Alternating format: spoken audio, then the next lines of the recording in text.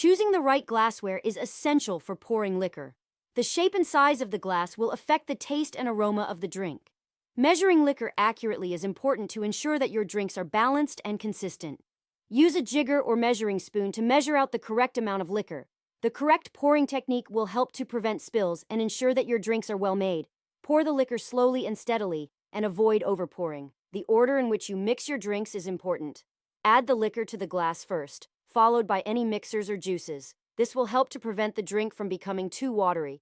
Proper storage of liquor is essential to maintain its quality and flavor. Store liquor in a cool, dark place away from heat and light.